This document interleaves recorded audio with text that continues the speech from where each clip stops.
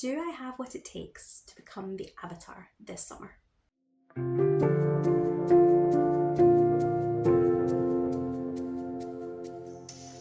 So the Four Nations Readathon is a Avatar The Last Airbender themed readathon.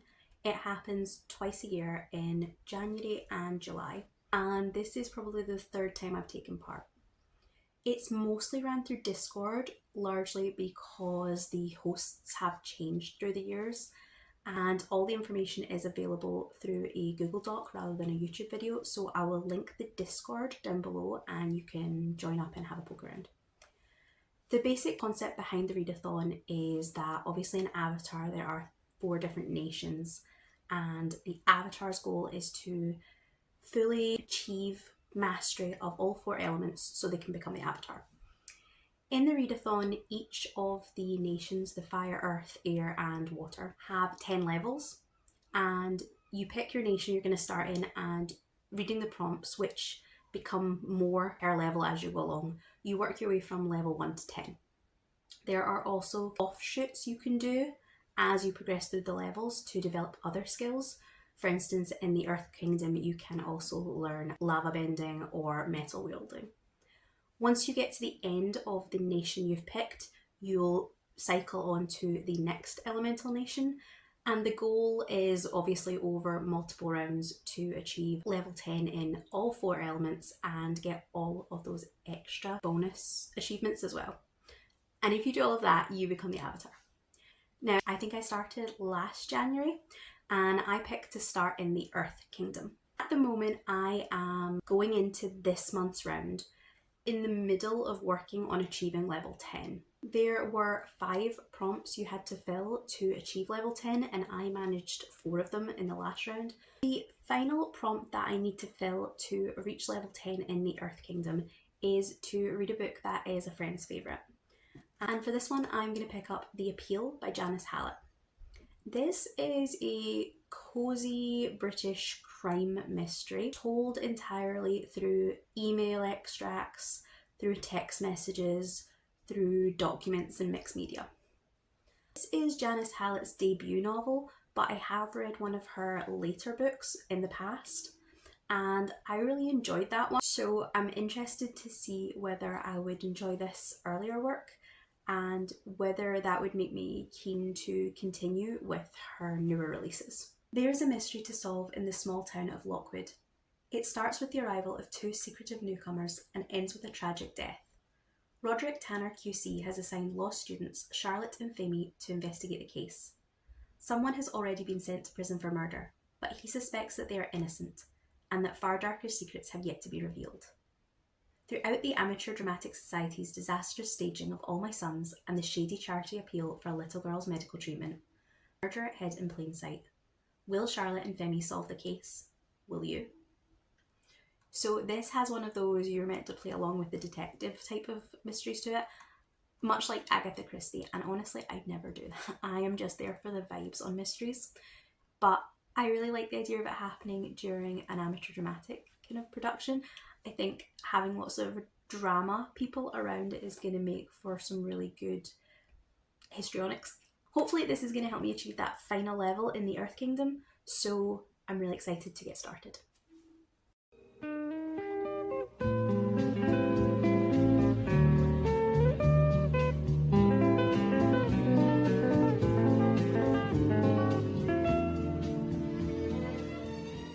Okay, so this one is going to be a really quick check-in because I don't have much to say.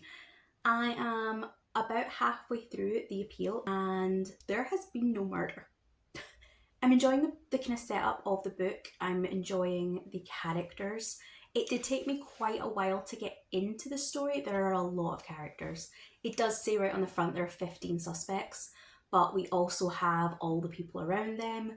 They're all emailing each other, referring to people they already know. We're very much thrown into the middle of this situation, and it did take me quite a few, not chapters because there's no chapters, but quite a few sections to start to get a grip on the people.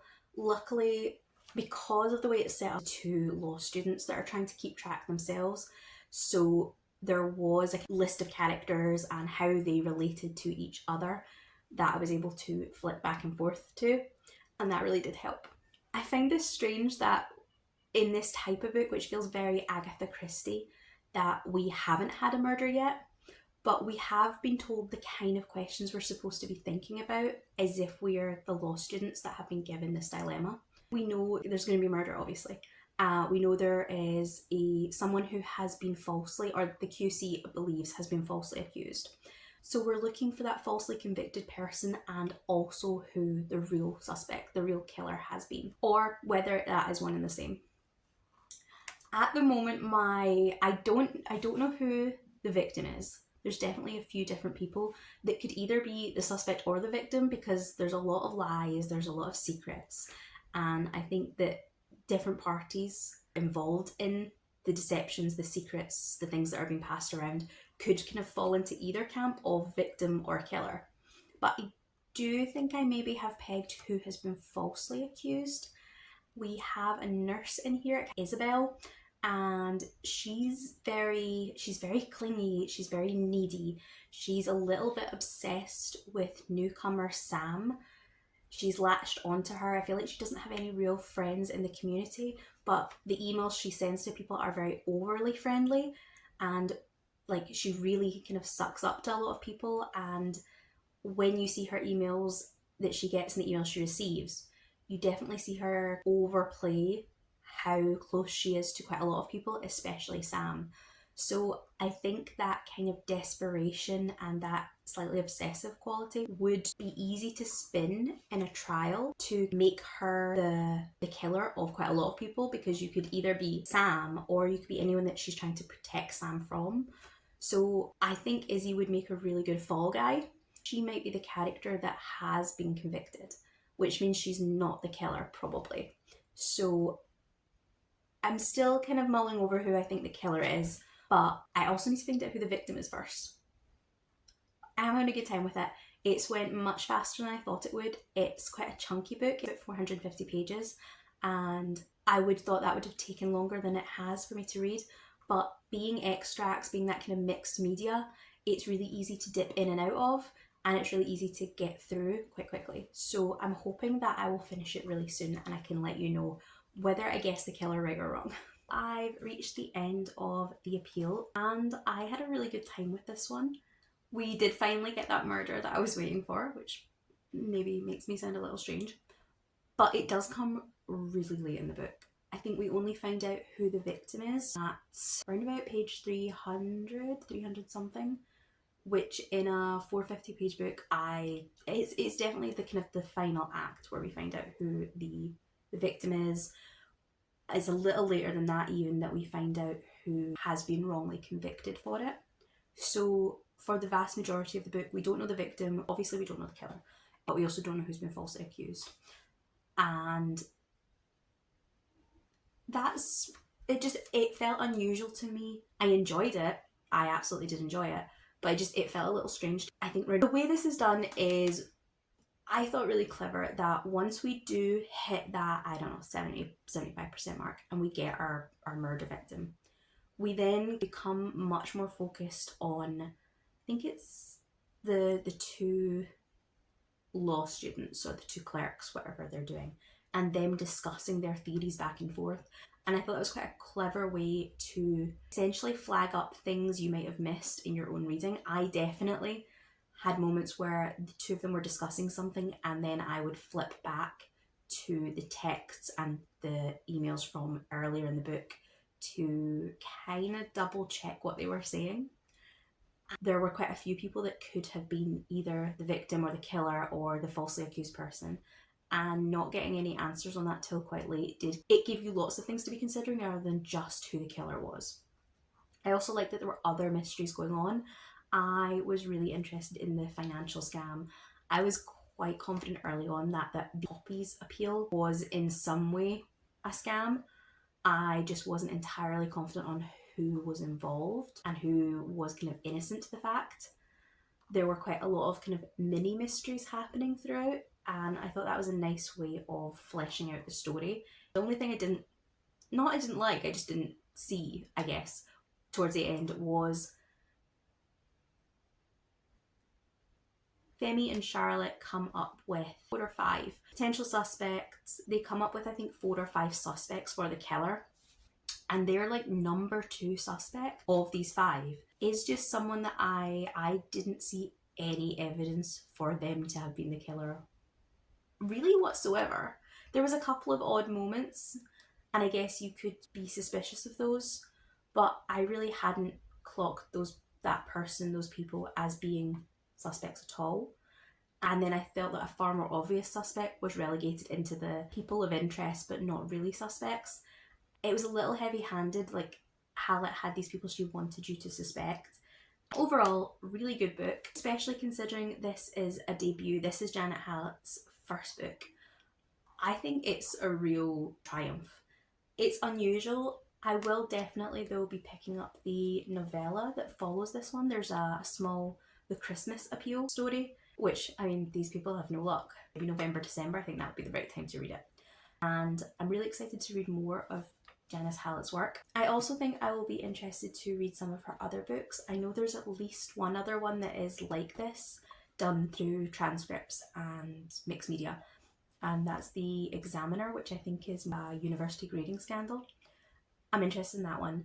And I'm sure I've seen that she has a middle grade novel coming out next year, which I don't know if it's done in this same format or if she takes a more traditional writing style, but I would be interested in seeing what she does in middle grade. This particular edition comes with a little excerpt at the end for what was obviously her second book, The Twyford Code, and that is another one that I would quite like to pick up. I don't know anything at all about it. I'm not a fan of reading the excerpts you get in books. I don't know why. I think like if I read the excerpt and I really, really love it, I'll want to go straight into the book, and I don't have that book. But also if I read the excerpt now and then I do pick up the book at some point, I'm going to feel like I'm covering ground I've already tread.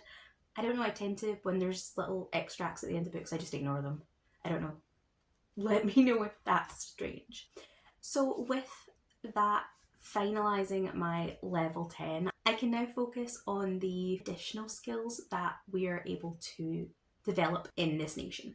The first one that I'm going to be looking at is the Freedom Fighters category that opened up at level 2. And the prompts for those are to read a book with free or freedom in the title and to read a book set in a forest. So for the book with free or freedom in the title, I'm not cheating, I'm being creative. And I have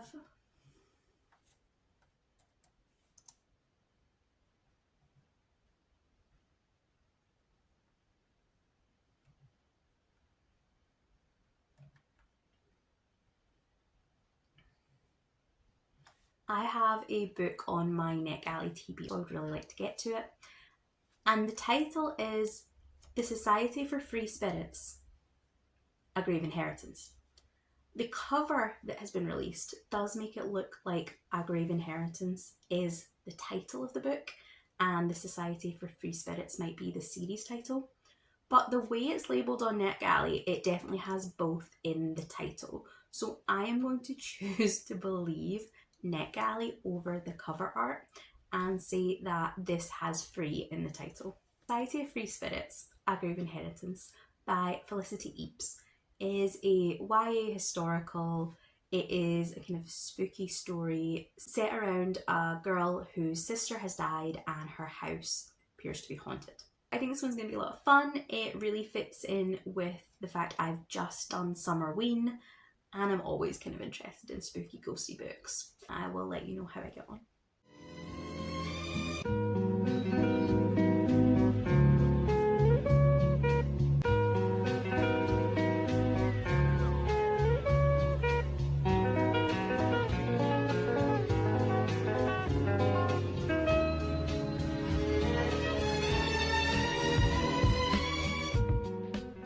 Okay, so I reached the end of Free Spirits, Grave Inheritance, and I really enjoyed it. I will say that I thought the book felt in the young side of YA, in that coming off middle grade, going into YA, it felt maybe what I would have called YA 10 years ago, instead of the kind of older YA that I think we see now, which I really appreciate. I think it's an age range that is often neglected. It was spooky and it was historical, but it wasn't really densely historical and it wasn't really scarily spooky. It towed a really nice line and the mystery was easy enough to follow, but it did have a little bit of a bait and switch. So there's just enough romance to make it appealing to teenage readers.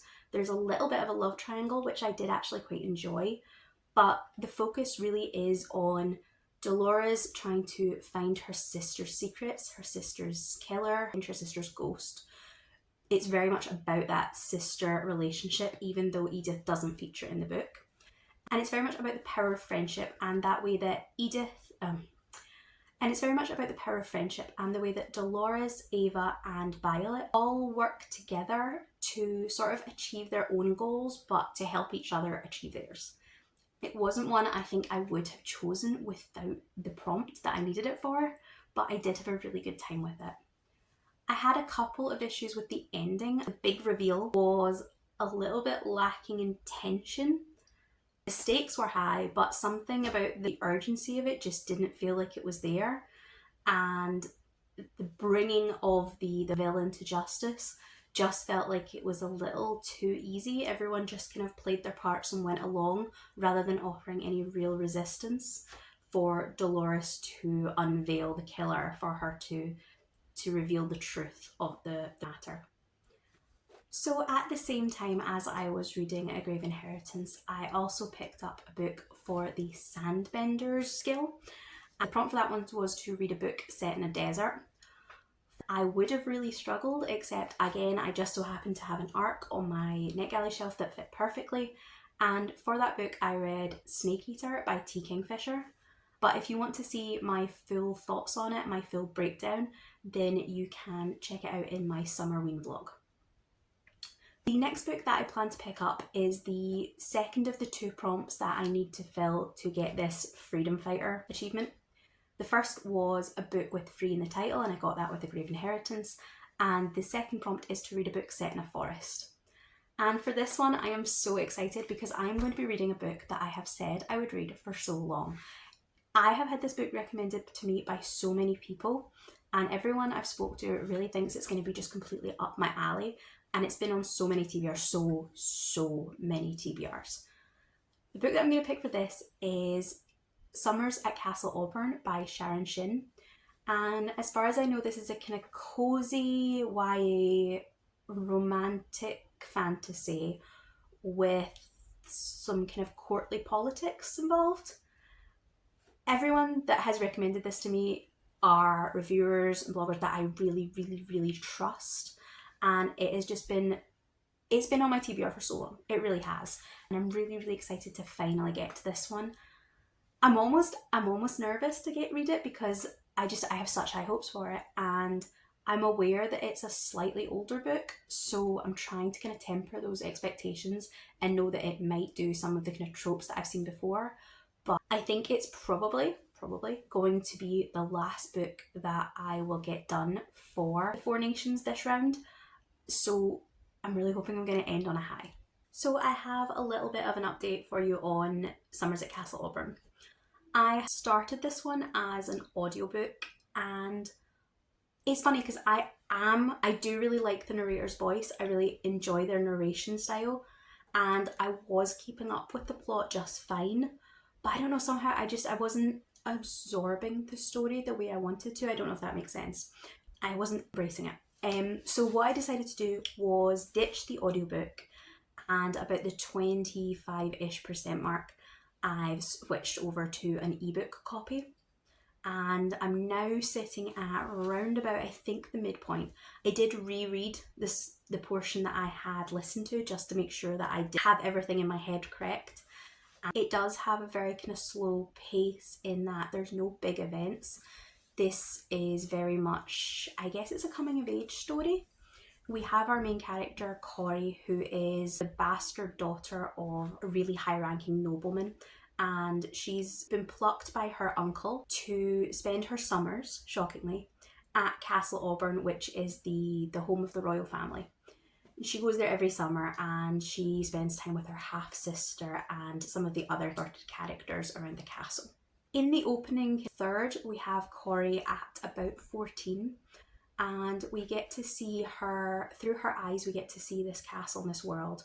We see her go on a hunting expedition with her uncle, with Prince Brian, with Brian's cousin, who's like the second in line to the throne, Kent, and a new to the castle guards, Roderick.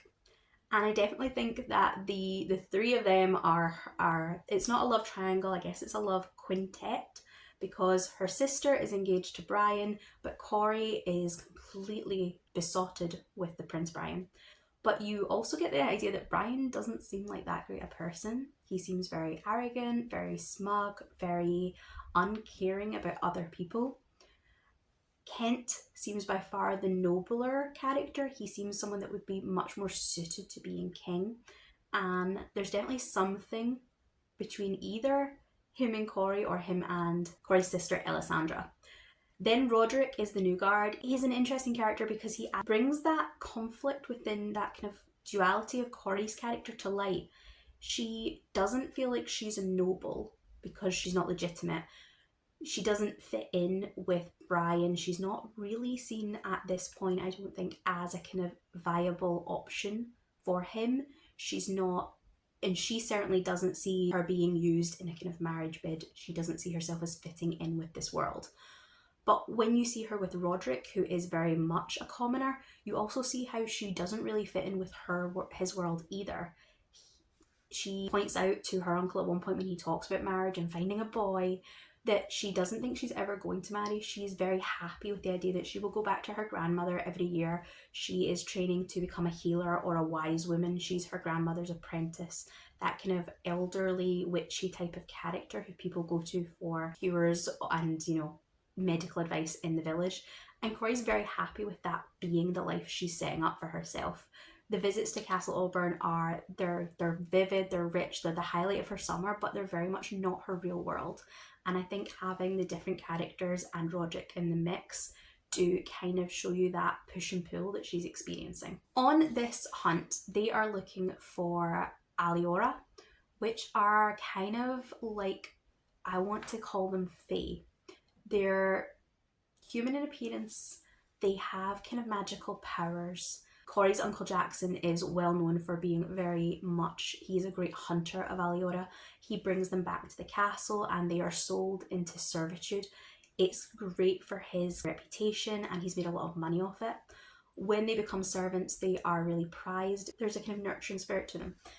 And in this kind of first hunt, Corey doesn't really seem to see the conflict between her uncle hunting these people like animals and the people that she then sees as family in the castle but are enslaved. She's too young to see it, but we as the readers kind of get that real feeling of unease through her eyes. Then as the book starts to progress, Corey comes back, she's a little older, and we do see her start to become really uncomfortable with this idea. She starts to question the morality of these people being enslaved, and she starts to kind of question her uncle's role in this world. At the same time, we're starting to see her face more and more of the realities of courtly life. She sees her sister, who she's always assumed was really excited to marry the prince. She starts to see her sister's reluctance. She starts to see some of those negative qualities in Brian coming through a lot more. And she just starts to see a kind of slightly darker tinge to the world. I have to say, where I'm sitting now, I'm really happy with how Sharon Shinn's been dealing with this. I was a little uncomfortable at the start with how the Aliora were treated, and the way that there didn't seem to be a problem with these people being hunted down and captured and enslaved, and that just being kind of almost, they're compared quite often to like animals. I'm much happier with how it's being treated now that we're hitting that midpoint. Seeing Corey age up, you're seeing her take things that she's been presented as universal truths and start to question them through the experiences she's having. I'm also actually really enjoying, or I don't know, enjoying is the right word. I'm really compelled by the love quintet.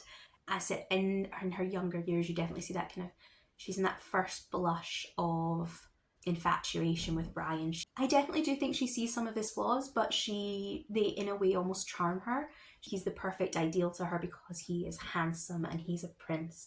And it's not that she's shallow. She doesn't see the red flags in some of his behaviour. And as she gets older, she starts to become slightly more uncomfortable with the way he behaves to her, to other people. I am kind of intrigued. She's not going to end up with Brian, there's no way. But I am interested to see whether Corey ends up with Kent, who is the nobility, but like the actual a noble, or whether she ends up. I can see definitely an interest between her and Roderick the guardsman as well, or whether she just ends up on her own. But I'm kind of interested to see how all these things, where she picks, because we are setting up the idea that she doesn't really fit anywhere, despite all these alliances, despite how much she cares about these people. And I'm interested to see when we hit a point where she has to make decisions, both morally, romantically, career-wise, if we consider like a marriage of kind of a political marriage, a career versus the wise women angle. I'm interested to see where she falls in all this. I do think that the people that recommended this to me knew me really well, because I'm fascinated. I'm really enjoying the kind of the political machinations. I'm enjoying the Corey gradually seeing that she has been being primed as a political pawn all these years. She's always thought that she was just brought to the castle to spend time with her sister, and she's starting to get to realise that that's been a nice aside, she's very much being fed and clothed and maybe slightly trained to become another pawn in the regent's arsenal, that he can marry her off to someone, despite the fact that she's been very clear that she doesn't want to marry. She specifically doesn't want to marry these people. And she's starting to see whether she does or doesn't have any say in that. Alessandra, her older sister, has very much accepted that a political marriage is the best she can hope for. She doesn't see another way out for herself. Corey does have that kind of fail-safe of her grandmother, and I think it's been really interesting to see how the two sisters, the kind of the pros and cons to both their places in the world. I'm kind of assuming that Kent and Roderick are somehow going to end up one with Corey and one with Alessandra, but I'm not entirely certain which way it's going. I could see it going either way, if I'm honest. And I think both those male potential love interests are quite charming. They're quite they'd be good for her. If this world is good for her, I can definitely see why Corey wouldn't want to be part of this. I think Sharon Shinn has done a great job of setting up this political court where on the surface you have everything you could want, but you are going to be paying the price for it, while at the same time keeping this kind of cozy feel. I will check in with you again once I finish, and I'll give you a quick update on what I've achieved during this readathon.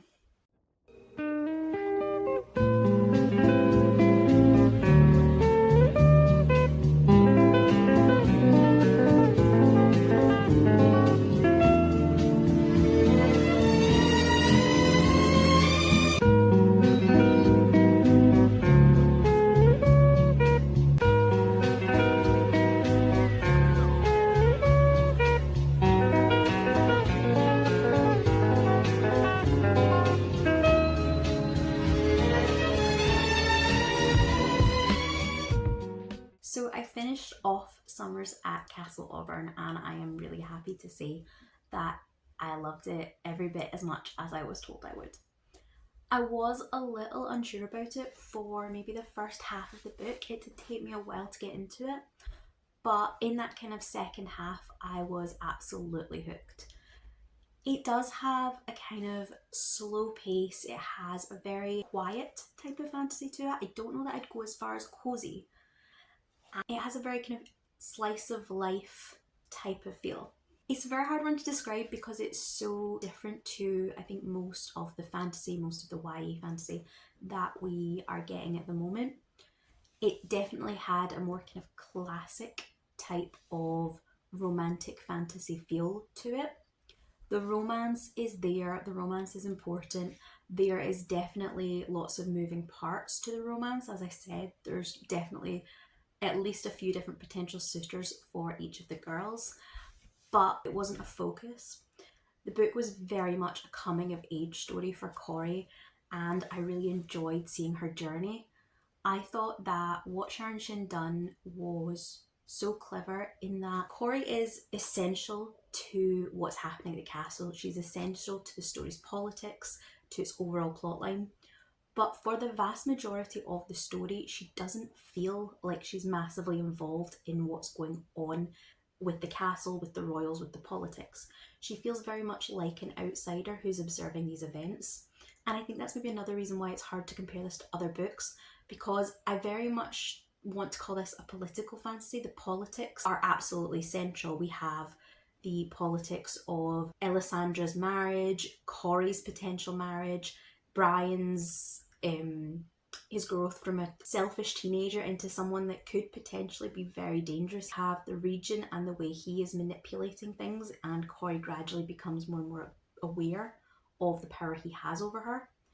You also have the politics of the Aliora, this other magical fae-like creature that both have more power than humans, but also less, because they seem very peaceful people. They are very forgiving. They, despite being taken into captivity, don't seem aggressive in any way. And the morality of taking these people hostage, holding them captive, is very much something that kind of filters through the story as Corey becomes more and more aware of what is going on in the world around her. So the politics are massively important, but I think so many of political fantasies we would think of as it being someone who was very hands-on, very involved in either scheming or unraveling schemes. You would think of it as someone closer to the people with the power in their hands. I think if the story had been told from Elissandra's point of view, or maybe from Kent's point of view, you would have got what I would think of as very much a traditional or a very much standard political fantasy. And I think Corey being just that step back, the events are happening around her, but she's really not involved in the politics for the majority of the book. And it was really interesting to see things filter through into her awareness, and to see how someone can be so crucial to the political events, so important, so close to it, and yet the politics for quite a while never really seem to interest her, to impact her life, apart from in the way she sees other people she cares about be caught up in it. I'm 100% sure I will definitely be rereading it again. I might go back and try the audiobook for a second time the next time I decide to read this. I had nothing against the narrator's voice. She done a great job with all the characters.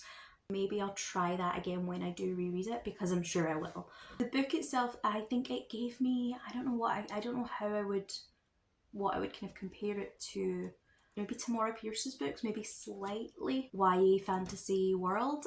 Tamora Pierce, I think if from my own personal kind of what I read growing up, if I had to place this alongside someone that would give me a reference point for it, I might say that it felt kind of vibey with Tamora Pierce's Song of the Lioness Wild Magic books. That means that for the Four Nations Readathon in this round, I finished off level 10, so that's me got my top level I can get in the Earth Kingdom. And then I got one book read that will count towards the Sandbenders with Snake Eater. And then I read 2 books, which knocks out the Freedom Fighters prompt, because I read a book with free or freedom in the title and a book set in a forest. I still do have a little bit of time left in this month, and I might try and fit another book in. And if I finish it, it'll count for probably the Kyoshi Warriors, but I'm not entirely certain I'll get to that, so I think I'm going to call this vlog a day. And anything else I'll maybe include as a wrap up when I start my next kind of round in January. When the readathon starts again for that round, so I think in January my goal will be to finish off the earthbending skills, and then this time next year I will move into whichever nation I go to next. I think it might be fire, but I'm honestly not sure about that. I really hope that you have enjoyed this vlog. I hope you have enjoyed seeing some of these books that I've been reading for it. If you have read any of these, then do let me know your thoughts on them in the comments. I would really appreciate if you like the video and subscribe to the channel. And if you don't have anything specific you want to say in the comments, but you want to leave me one, then just leave me some kind of earth themed emoji. I hope you've had a great time, and I really look forward to speaking to you again in the next video. Goodbye.